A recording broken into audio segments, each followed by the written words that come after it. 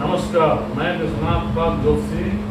आज अपने 10वें स्पोर्ट में बहुत ही रोचक प्रसंग रक्षाबंधन कब। आज रक्षाबंधन के त्यौहार पर सभी माताएं बहनें दुविधाएं पड़ी हुई हैं कि रक्षाबंधन कब मनाया जाए, 11 अगस्त को या 12 अगस्त को।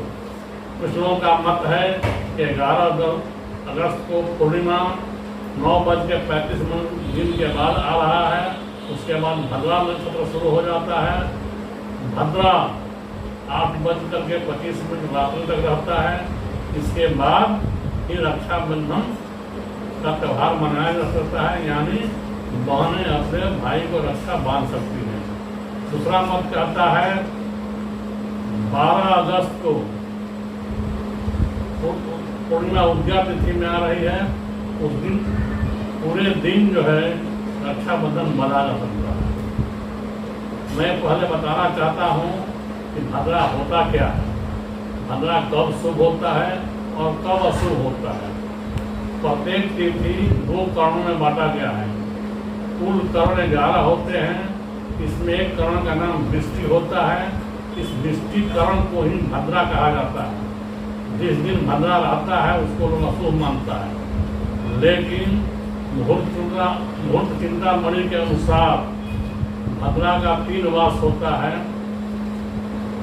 स्वर्ग में भद्रा का वास होता है, पाताल में भद्रा का वास होता है और मर्त्य लोक यानी भूलोक पर भद्रा का वास होता है। जब भूलोक पर भद्रा का वास रहेगा वो भद्रा अशुभ रहेगी, उसमें कोई शुभ काम नहीं करना चाहिए। लेकिन जब भद्रा पाताल लोक पर रहे या स्वर्ग लोक पर रहे तो वह भद्रा शुभ कार्य भूलोक पर किया जा सकता है। कोई भी शुभ कार्य भूलोक पर किया जा सकता है। 11 अगस्त 2022 को भद्रा श्रवण नक्षत्र में मकर राशि में पड़ रहा है। मकर राशि का भद्रा पाताल लोक में भद्रा होती है। अतः पाताल लोक में भद्रा होने से इसका प्रभाव भूलोक पर नहीं पड़ेगा। भूलोक पर इसका प्रभाव शुभ पड़ेगा, जैसा मुहूर्त चिंतामणि में वर्णित है। अतः भद्रा का भय मान करके कभी भी मन में दुविधा नहीं आना चाहिए। आप 11 अगस्त 2022 को ही भद्रा मनाइए।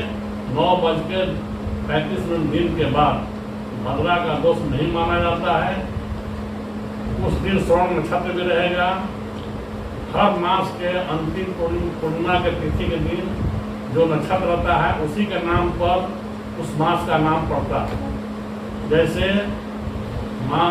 श्रावण मास की पूर्णिमा तिथि को श्रावण नक्षत्र रहता है, इसलिए इस मास का नाम श्रावण पड़ा है। उसी तरह से अगर चैत मास का पूर्णिमा का दिन चित्रा नक्षत्र पड़ता है, माघ मास के पूर्णिमा का दिन माघा नक्षत्र पड़ता है, तो सभी माहों का नाम पूर्णिमा पर पड़ने वाले नक्षत्र के नाम पर रखा गया है।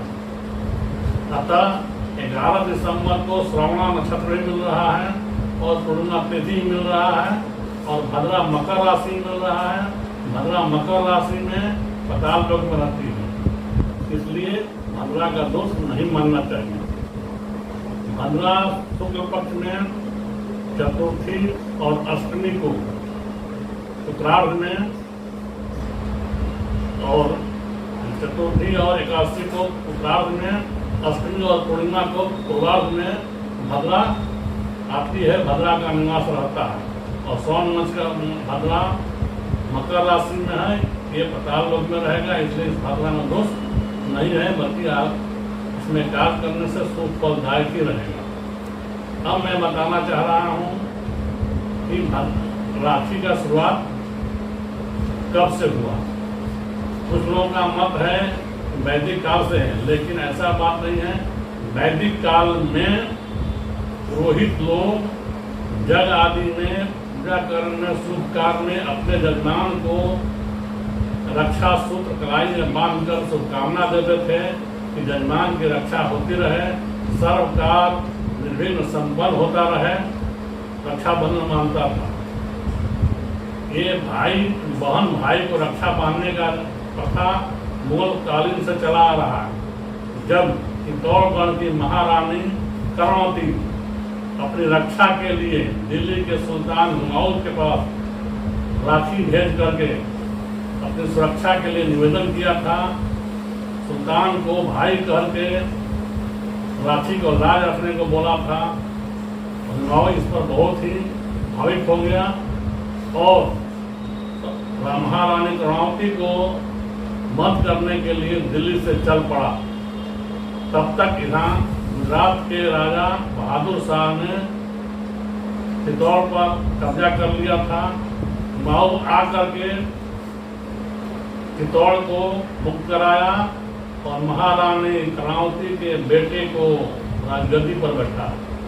इस तरह से हुमायूं ने राखी का लाज रखी, बहन की रक्षा की। उस दिन से बहनें अपने भाई को रक्षा सूत्र बांधती हैं, रक्षा बंधन बांधती है कि भाई सुरक्षित रहे और बहन के भी राखी का लाज बचाता रहे, राखी का लाज रखता रहे। अब जो है कि नहीं, मैं फिर दोहराना चाहता हूँ कि राखी के लेकर के कोई संशय और भय पैदा नहीं होना चाहिए। कुछ लोग कहते हैं कि रावण की बहन शूर्पणखा भद्रा काल में रावण को राखी बांधी थी, इसलिए रावण का नाश हो गया। मैं कहना चाहता हूँ कि महाभारत काल या रामायण काल में 28 नक्षत्रों की कल्पना थी, 28 नक्षत्रों का पता था, उसमें भद्रा का कोई कल्पना नहीं थी। चतुर्थ वेद में, अथर्ववेद में वेदांत ज्योतिष की रचना हुई है, उसमें तिथि, करण, योग आदि की परिकल्पना हुई और मुहूर्त के लिए उसका विचार किया जाने लगा। वो चतुर्थ वेद के समय जब भद्रा की उत्पत्ति हुई और राशि की उत्पत्ति हुई, तो हम किस आधार पर कह सकते हैं कि रामायण काल में शूर्पणखा को भद्रा काल में राखी बांधी थी। इसलिए यह कहना हमको उचित नहीं लगता है या समझना कि शूर्पणखा ने राखी भद्रा काल में राखी बांधी थी। इसलिए भद्रा के लेकर में कोई भी मन में भय और भ्रम नहीं पड़े।